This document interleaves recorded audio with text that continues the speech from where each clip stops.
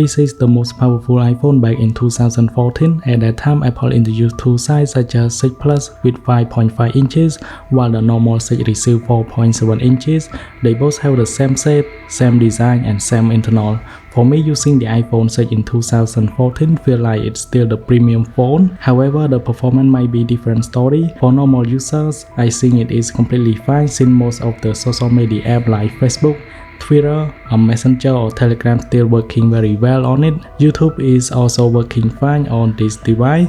Looking at the 4.1 inch screen is kind of weak for me since I am used to the new iPhone 15 Pro Max. Talking about color, brightness from the iPhone 6, it still looks good after 9 years later. One thing you need to keep in mind, it has no new big software update, but sometimes you will occasionally still see small updates related to security bug fixes, but no other than that. The iPhone 6 came with 8MP camera which support up to 1080p footage.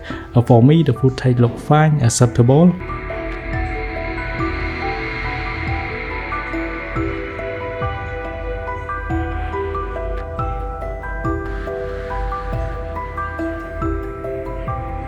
You cannot expect much from the front-facing camera, it only 1.2 megapixel, good for selfie or FaceTime. In terms of the performance, I think it is out of date.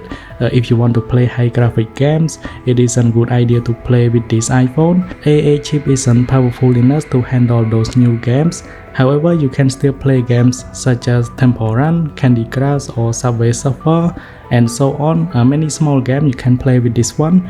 The question is, should you use the iPhone 6 in 2014? The answer can be yes or no. If you use it for normal tasks, it is okay for you to do so. But if you want longer battery life, gaming and many heavy tasks, it isn't a good device to do it. And thanks for watching. I hope you like this video. Stay subscribed. Then I will see you guys in the next one.